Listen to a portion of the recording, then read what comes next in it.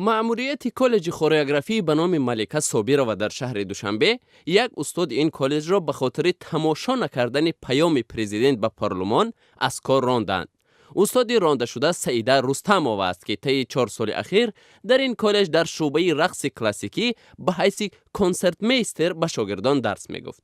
در فرمان با امضای رهبر کالج کنجا ابراهیموف قاطعانه سرکشی کردن از اشتراک در پیام پیشوای ملت پرزیدنت جمهوری تاجیکستان از طریق تلویزیون در مؤسسه یکی از سبب‌های از وظیفه سبکدوش شدن معلمه رستمova گفته شده است. این فرمان را روز 15 ژانویه امضا کردند. نسخه آن روز 14 فوریه به دست رادیوی آزادی رسید. سعیده رستمova روز 14 فوریه در صحبت با رادیو آزادی گفت هرچند کاردهنده سابقش در فرمان سبب برکناری او را رد کردن تماشای پیام پرزیدنت نوشتند، اما در اصل این طور نیست. رستمova گفت او میخواست پیام پرزیدنت را تماشا کند، اما در تالار جای نشست نبود. وی گفت من پیام را برای آن گوش کردن نتوانستم که در تالار جای نشست نبود. در یک کرسی 3 طلبه می نشست. این کار را برقصدانه نکردم، بلکه امکانیت تماشا کردن نبود.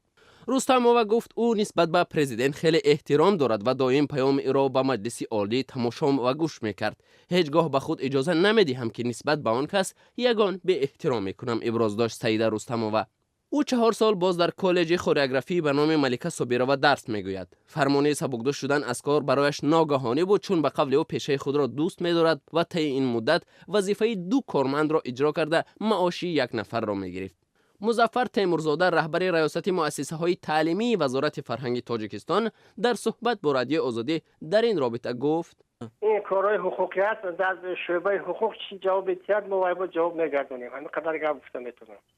همش موافقی قانون و قاعده حل میشود. اینجا یگان گپی زیادی شناش در کار نه بین ما نه بین شما. درست میگید. جواب حقوقی و باید گرفت اون معلومه کرد. پیام پرزیدنت به وکیلان پارلمان روز 22 دکبر سال 2017 صادر بود و آن طریق تمام شبکه‌های تلویزیونی در تاجیکستان مستقیم پخش شده بود. پیام پرزیدنت را کارمندان تمام اداره و تشکیلات توسط تلویزیون تماشا می‌کنند. در همین حال کنجا ابراهیموف رهبر کالج خورئوگرافی به نام ملکه صابرova در صحبت با رادیو آزادی گفت سعیده رستمova دستور و سفارش‌های کالج را اجرا نمی‌کرد و با رهبریت مناسبت دغلی داشت. او گفت آدمی که اگر که قلبش پاک باشد و باطنم پاک باشد و اگر خبر قدیزانی بجای شکایت نمیکنه. آدمی که زیر باطنش خوب نیست، اغواگر است، مثال همون حرمت ندارد، احترام و نه اینکه از ما چندین جانهایی را راند. ضمناً فرمان از کار سبکدوش شدن معلمه سعیده رستمova طبق ماده 42 کودکس مهنتی تاجیکستان اساسناک شده است. این ماده شرایط‌های را نامبر می‌کند که بر طبق آن کاردهنده می‌تواند کارمند را بدون خواهش او از کار راند. در غیر موردهای ذکر شده در این ماده از کار راندن کارمند در تاجیکستان ممنوع است.